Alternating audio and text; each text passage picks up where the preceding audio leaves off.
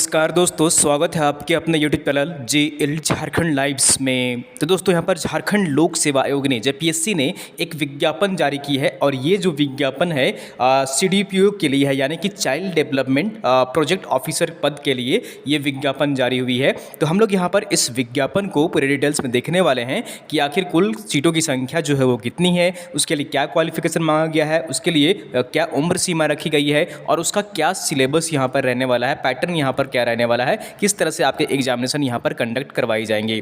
तो दोस्तों अगर आप जेएल झारखंड लाइव चैनल में अगर नए हैं तो सबसे पहले चैनल को जरूर सब्सक्राइब कर लीजिए और साथ ही साथ बेल आइकन में प्रेस कर लीजिए ताकि आगे का जो भी नोटिफिकेशन आएगी सबसे पहले आप तक पहुँच जाएगी। तो चलिए हम लोग यहाँ पर इस विज्ञापन को देखते हैं कि आखिर इस विज्ञापन में यहाँ पर क्या क्या मेंशन किया गया है।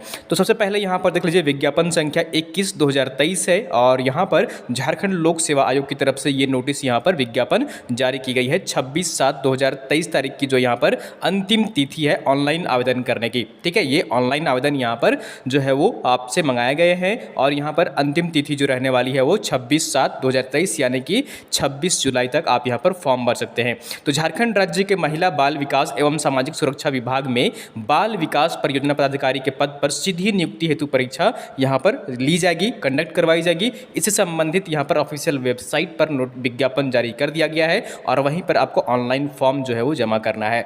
तो कुल पदों की संख्या यहाँ पर देख लीजिए, यहाँ पर किस कैटेगरी वाइज यहाँ पर जो है वो कैटेगरी वाइज सीटों की संख्या है जिसमें मेंशन किया गया है। और यहाँ पर कुल पदों की बात करें अगर हम लोग यहाँ पर तो 64 है, 64 पदों पर। और दोस्तों ये पहली बार झारखंड राज्य में ये पहली बार सीडीपीओ की वैकेंसी आई है। ठीक है, ये फर्स्ट टाइम है जो कि सीडीपीओ की वैकेंसी आई है और कुल सीटों की संख्या जो है वो 64 है, जिसमें यहाँ पर देख लीजिए अनरिजर्व कैटेगरी के लिए 34 है, एससी के लिए 2 सीट है, एसटी के लिए 21 सीट है, यहाँ पर बीसी 1 के लिए यहाँ पर 1 सीट है, बीसी 2 के लिए यहाँ पर कोई भी सीट नहीं है। ठीक है, ईडब्ल्यूएस के लिए यहाँ पर 6 सीट है और टोटल की बात करें तो यहाँ पर 64 है। ठीक है, तो ये यहाँ पर जो है वो चाइल्ड डेवलपमेंट प्रोजेक्ट ऑफिसर पद के लिए कुल सीटों की संख्या यहाँ पर विवरण दी गई है।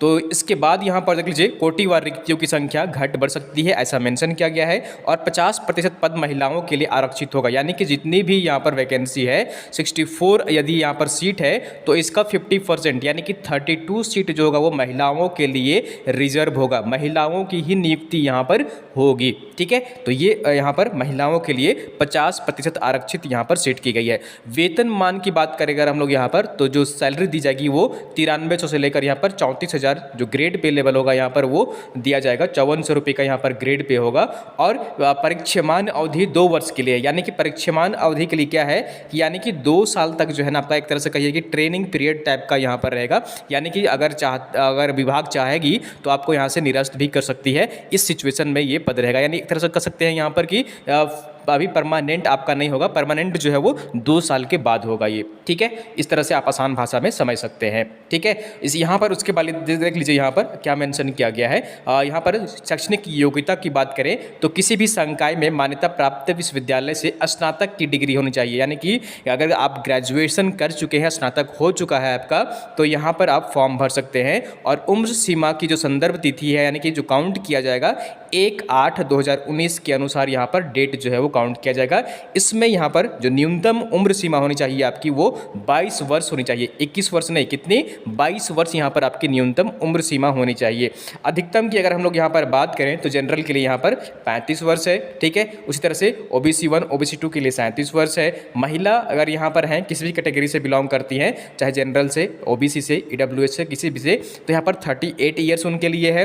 अनुसूचित जाति अनुसूचित जनजाति के लिए 40 वर्ष यहाँ पर रखा गया है और ईडब्ल्यूएस अभ्यर्थियों के लिए 35 वर्ष यहाँ पर रखा गया है अधिकतम उम्र सीमा। और उम्र सीमा जो काउंट किया जाएगा वो 1/8/2019 के अनुसार यहाँ पर काउंट किया जाएगा। ठीक है, तो आप यहाँ पर समझ सकते हैं कि डेट जो है वो आपको यहाँ पर निर्धारित किया गया है। ठीक है, भूतपूर्व सैनिक होंगे उनको यहाँ पर जो है वो आरक्षण का लाभ दिया जाएगा। मुख्य परीक्षा, प्रारंभिक एवं मुख्य परीक्षा आपका फर्स्ट फेज जो होगा वो प्रीलिम्स होगा, पीटी होगा, उसके बाद आपका यहाँ पर जो है वो मेंस एग्जामिनेशन यहाँ पर लिया जाएगा। ठीक है, पीटी के बाद आपका यहाँ पर मेंस होगा। तो प्रारंभिक जो परीक्षा होगी, प्रीलिम्स परीक्षा आपकी जो यहाँ पर होगी वो इसमें 2 पत्र होंगे जो वस्तुनिष्ठ होंगे एवं प्रत्येक पत्र 100 अंक के होंगे, यानी कि 200 मार्क्स का आपका जो है वो प्रीलिम्स होगा, पीटी यहाँ पर होगा। ठीक है, और जो पेपर 1 होगा आपका यहाँ पर, पेपर 1 में यहाँ पर देख लीजिए सामान्य अध्ययन 100 अंकों का होगा, जिसमें कि भारतीय इतिहास यहाँ पर एवं भारतीय राष्ट्रीय आंदोलन से संबंधित प्रश्न पूछे जाएंगे, भारत एवं विश्व के भूगोल से संबंधित प्रश्न पूछे जाएंगे, भारतीय राज्य व्यवस्था एवं अर्थव्यवस्था से संबंधित प्रश्न पूछे जाएंगे, झारखंड का इतिहास, भूगोल, अर्थव्यवस्था एवं संस्कृति से प्रश्न पूछे जाएंगे। तो ये प्रारंभिक जो प्रीलिम्स पेपर होगा पेपर 1 के लिए, ये यहाँ पर इसका सिलेबस रहने वाला है। पेपर 2 जो कि प्रीलिम्स का ही पार्ट है, पेपर 2 100 अंकों का ये भी रहेगा। इसमें राज्य, देश एवं विश्व की महत्वपूर्ण समसामयिक जो घटनाएं हैं यानी कि करंट अफेयर्स है, यहाँ पर देश का, राज्य का, वर्ल्ड का, ये सारे यहाँ पर जो है उससे प्रश्न आपको पूछे जाएंगे। सामान्य विज्ञान, इसमें किसी विशेषज्ञ की आवश्यकता नहीं है एवं सुशिक्षित व्यक्ति से जानकारी की अपेक्षा रखी जाती है, यानी कि आपको जनरल साइंस जो है वो आपका यहाँ पर होना चाहिए, नॉलेज उसकी होनी चाहिए, उससे संबंधित प्रश्न पूछे जाएंगे। सामान्य मानसिक क्षमता, तर्क एवं विश्लेषणात्मक क्षमता यहाँ पर जो है वो आपकी होनी चाहिए, यानी कि रीजनिंग से संबंधित यहाँ पर जो है प्रश्न पूछे जाएंगे। और नोट में यहाँ पर मेंशन किया गया है कि इस दोनों प्रश्न पत्र जो है वस्तुनिष्ठ प्रकार के होंगे, यानी कि बहुविकल्पीय प्रश्न होंगे। एक क्वेश्चन आपको देखने को मिलेगा और उसके 4 ऑप्शन आपको मिलेंगे। ठीक है, प्रश्न पत्र का जो माध्यम होगा वो हिंदी और अंग्रेजी दोनों रहेगा। प्रत्येक पत्र की अवधि जो होगी यहाँ पर 2 घंटों की होगी और दृष्टिहीन अभ्यर्थियों को प्रत्येक पत्रों में जो है वो 20 मिनट अतिरिक्त समय दिया जाएगा। ठीक है, और उसके बाद यहाँ पर आपका जो है वो मेंस एग्जामिनेशन लिया जाएगा और मेंस में लिखित मुख्य परीक्षा यहाँ पर जो है वो निम्न विषय होंगे। तो यहाँ पर देख लीजिए, यहाँ पर हिंदी 100 अंकों का होगा। हिंदी का अंक जो है वो क्वालिफाइंग होगा, जिसमें कि 30 अंक यहाँ पर कम से कम जो है लाना आपके लिए अनिवार्य है, यानी कि पहला जो पेपर होगा यहाँ पर हिंदी का, उसमें आपको यहाँ सिर्फ क्वालिफाई करना है 30 मार्क्स लाकर।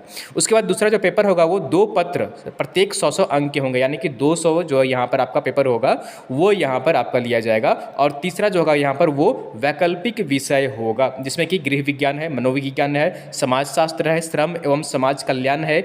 इसमें से किन्हीं एक विषय का चयन अभ्यर्थी अपनी इच्छा से कर सकेंगे और वैकल्पिक विषयों के 2 पत्र होंगे। 2 आपको यहाँ पर पेपर जो है वो वैकल्पिक, यानी कि कहिए कि यहाँ पर जो है 2 पेपर आपके लिए जाएंगे और प्रत्येक पत्र जो होगा ना वो 200 अंक का होगा, यानी कि 400, यानी कि यहाँ पर जो है आपका रहने वाला है जो यहाँ पर आपका वैकल्पिक विषय रहेगा। ठीक है, तो यानी कि टोटल मेंस की एग्जामिनेशन जो यहाँ पर आपकी मेरिट बनेगी वो 600 मार्क्स का यहाँ पर जो है वो मेरिट बनेगा। ठीक है, 600 मार्क्स का आपका यहाँ पर जो है वो मेंस एग्जामिनेशन के लिए कंडक्ट करवाई जाएगी और मेरिट बनेगा। ठीक है, तो ये आप यहाँ पर समझ सकते हैं। और साथ ही साथ यहाँ पर मेंशन किया गया कि मुख्य परीक्षा हेतु निर्धारित विषयों के पाठ्यक्रम आयोग की वेबसाइट पर उपलब्ध है। हालांकि एक चीज़ यहाँ पर विज्ञापन जो जारी किया गया है ना, इसमें आपको यहाँ पर मेंशन नहीं किया गया, मेंस का जो आंसर है वो यहाँ पर मेंशन नहीं किया गया है। ठीक है, यहाँ पर जो है मेंस का वो सिलेबस डिटेल्स में नहीं दिया गया है। यहाँ पर मेंशन तो कर दिया गया है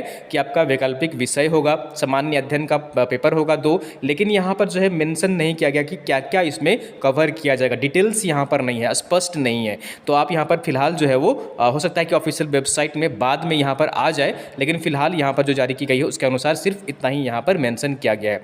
उसके बाद यहाँ पर आपका जो है वो इंटरव्यू लिया जाएगा। मुख्य परीक्षा में उत्तीर्ण अभ्यर्थियों के लिए झारखंड लोक सेवा द्वारा 50 अंकों का यहाँ पर जो है वो इंटरव्यू लिया जाएगा, यानी कि 650 अंकों का यहाँ पर जो है टोटल आपका मेरिट बनने वाला है। 600 आपके मेंस के होंगे और 50 मार्क्स जो है वो आपका इंटरव्यू का रहने वाला है। ठीक है, तो ये यहाँ पर आपका 650 यहाँ पर जो अंक हैं उसमें से आपका मेरिट यहाँ पर बनाया जाएगा। उसके बाद यहाँ पर न्यूनतम अर्हतांक प्रारंभिक एवं मुख्य परीक्षा हेतु न्यूनतम अर्हताएँ की गणना कार्मिक प्रशासनिक सुधार राजभाषा विभाग द्वारा यहाँ पर जो है वो किया जाएगा। न्यूनतम निर्धारित प्राप्तांक प्राप्त करना अनिवार्य होगा। ठीक है, यानी कि जो न्यूनतम क्वालिफाइंग मार्क्स है, यानी कि कम से कम जो कैटेगरी वाइज यहाँ पर मेंशन किया गया है, प्रीलिम्स हो चाहे मेंस हो, इतना कम से कम प्रीलिम्स में भी और मेंस में भी इतना यहाँ पर आपका मार्क्स आना चाहिए। तो अगर आप जनरल की कैटेगरी से बिलोंग करते हैं यहाँ पर, तो कम से कम पीटी में और फिर मेंस में भी जो है वो 40% अंक यहाँ पर आपको लाना होगा, तभी जाकर जो है वो क्वालिफाई माने जाएंगे। इसी तरह से OBC 2 के लिए 36.5 है, OBC 1 के लिए 34% है, अनुसूचित जाति अनुसूचित जाति महिला वर्ग के लिए 32% है, आदिम जनजाति के लिए यहाँ पर 30% है, EWS के लिए यहाँ पर 40% है। तो इतना कम से कम आपको जो है वो लाना अनिवार्य होगा। ठीक है, समझ रहे हैं इस बात को। और यहाँ पर निःशक्त अभ्यर्थी हैं उनके लिए यहाँ पर जो है वो यहाँ पर सूचना यहाँ पर दी गई है। और साथ ही साथ यहाँ पर आरक्षण का अगर आप लाभ लेना चाहते हैं तो यहाँ पर जाति और आवासीय प्रमाण पत्र जो है वो यहाँ पर भर सकते हैं। ठीक है, तो ये यहाँ पर मेंशन किया गया है। साथ ही साथ यहाँ पर जो है वो यहाँ पर जो राष्ट्रीय अंतर्राष्ट्रीय स्तर पर पदक जीत चुके हैं उनके लिए भी आरक्षण का लाभ यहाँ पर दिया जाएगा। ठीक है, तो दोस्तों यहाँ पर परीक्षा शुल्क जो रहने वाला है वो यहाँ पर देख लीजिए। तो परीक्षा शुल्क जो रहने वाला है यहाँ पर वो 600 रुपये यहाँ पर रहेगा। ठीक है, जो जनरल OBC EWS कैटेगरी से बिलोंग करते हैं उनके लिए यहाँ पर 600 रुपये यहाँ पर भुगतान करना होगा, प्लस बैंक चार्ज जो है, जो भी शुल्क यहाँ पर लगेगा वो भी एक्स्ट्रा आपको पड़ सकता है। परीक्षा शुल्क में छूट यानी कि जो अनुसूचित जाति अनुसूचित जनजाति के अभ्यर्थी होंगे उनको 150 रुपये का यहाँ पर भुगतान करना होगा, जो कि नॉन रिफंडेबल होगा, यानी कि ये आपका वापस नहीं किया जाएगा। ठीक है, तो यहाँ पर कैसे फॉर्म भरना है आपको यहाँ पर जो है वो आपको इंस्ट्रक्शन यहाँ पर दिया गया है। ऑफिशियल वेबसाइट पर जो है आपको अपलोड करना है, सारी चीज़ यहाँ पर फिल करनी है और उसके बाद यहाँ पर सबमिट कर देना है। ठीक है, तो दोस्तों यहाँ पर ये राज्य में पहली बार जब PSC के द्वारा CDPO की वैकेंसी यहाँ पर जारी की गई है कुल 64 पदों पर, और इसकी अंतिम तिथि जो रहने वाली है वो 26/7/2023 रहेगी। तो दोस्तों फिलहाल ये अपडेट्स थी, आगे जो भी अपडेट्स होगी हर अपडेट्स अब तक हम यहाँ पर पहुँचाते रहेंगे। अगर आपको वीडियो पसंद आई जरूर लाइक करिए, चैनल को सब्सक्राइब नहीं किए हैं सब्सक्राइब कर लीजिए, और वीडियो को आप लोग अपने दोस्तों के साथ अधिक से अधिक शेयर कर दिया करिए ताकि आपके दोस्त भी जुड़ सकें और सारी जानकारी पा सकें।